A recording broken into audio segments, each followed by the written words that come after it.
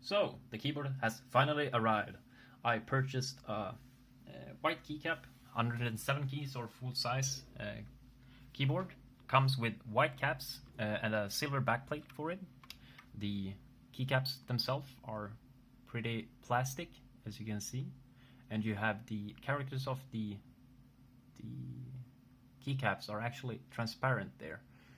So, as you can see on the picture, if it will. There you go, yeah. Got a peek view of it. Standard issues keys. I have rubber rings on some keys. I will show them off later.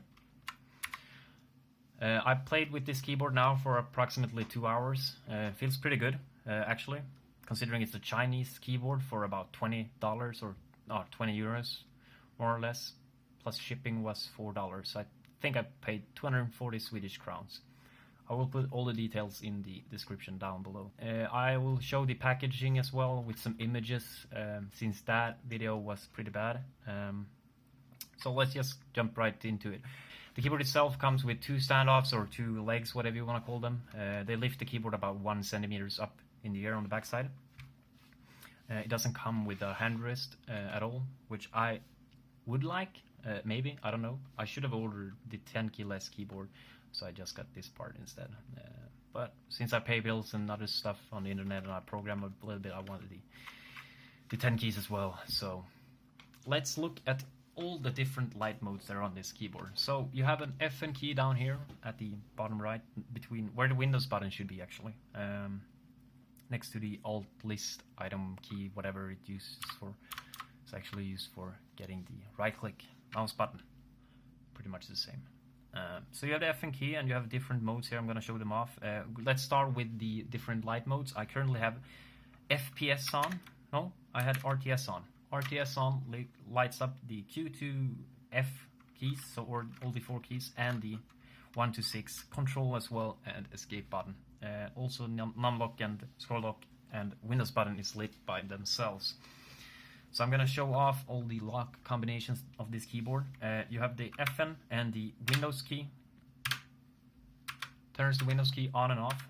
Like if you're gaming, you don't want it on, just turn it off. Light if it's lighting up, it means that it's on, and if it's not, then it's off. Then you have FN F9, which changes mode. This is the glowing mode, as you can see. And the glowing mode has a lot of different settings as well. You can change the brightness and the pulse ratio of it. So all the different light combinations can actually be changed. So like if you want a slower, steadier pulse, then you press FN and page down. So you have 2 light icons here. This is actually how the pattern should look like. If it's going to go faster or brighter, then you press page up and page down for slower. Also you have the what's that? Oh, that's the brightness, sorry. The page down and page up is actually for brightness. As you can see, changes on all modes, every mode. The FN and minus button on the 1 to 0, and then you have the minus button and the plus sign. They actually change how fast it's going, so mistake by me. And you can change it to max, and you can change it slower. It's pretty hard to view how it's looking like. Then you have another one, which is the FN F9. I changed mode right now to like a single button press, so it actually changes color depending on which key you press down. Works with every key. Then you have another mode, which is basically like a wave through from that key you're pressing. Looks pretty good. Looks more impressive than I expected it to be, and had more modes. You have another mode, which is basically like a, I don't know what we're going to call it, a waveform something.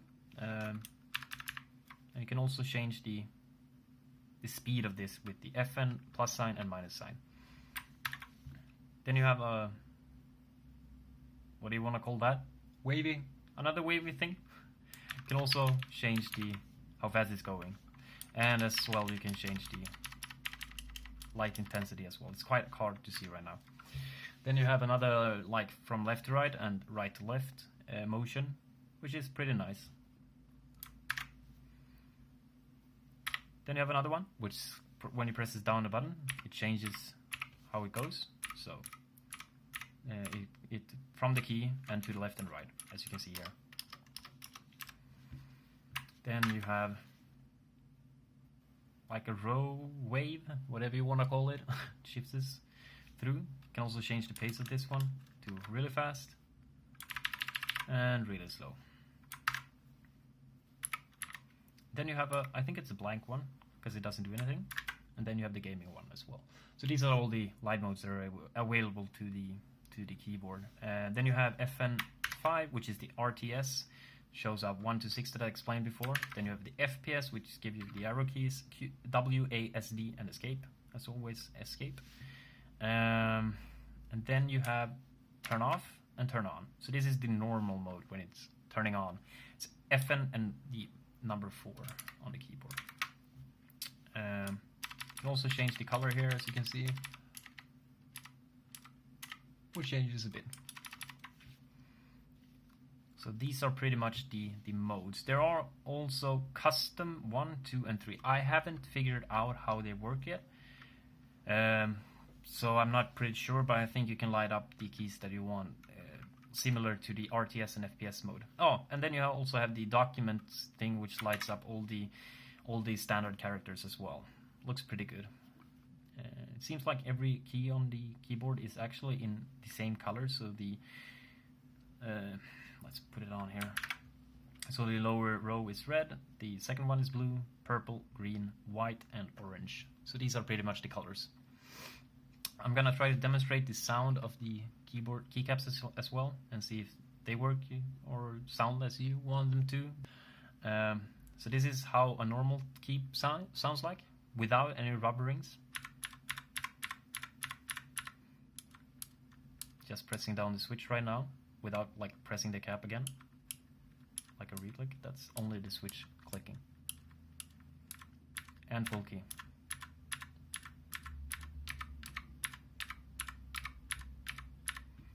Then I have some keys as well with rubber rings. Below them I have Q, W, E, A, S, D, because those are the keys I mostly use. And they sound like this. They're a little dampened in the, like you can't hear that plastic noise thing hitting. And that's the difference between the different keys. The keyboard also comes with a braided cable. So that's pretty good. It's stuck in here, so you can't actually remove the cable itself. But the cable feels pretty sturdy. It feels like after a while, if it's in one position, it's gonna twirl up and just get stuck there, like it did to my mouse that I have from Logitech as well, from SteelSeries as well. Already from the packaging, it has a twirl right here. I can't show it off because I have the camera on steady hold right now. Keyboard looks something like this. This is the distance between the keycaps and the actual backplate, or whatever you want to call it. Pretty good. Gonna try to remove a keycap here and see if the camera can pick it up. Oops, and I actually hit the Steadicam. And it's slided on top of the switch itself. And there you have the blue switch.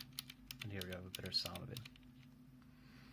As I said before, the keycaps feels a little bit plastic, but what do you expect when you pay 20 bucks for a keyboard? It actually should have cost something around 100, 150 maybe. I don't know what the prices are nowadays. So that's pretty much it. Doesn't come with OAE, which is Swedish letters.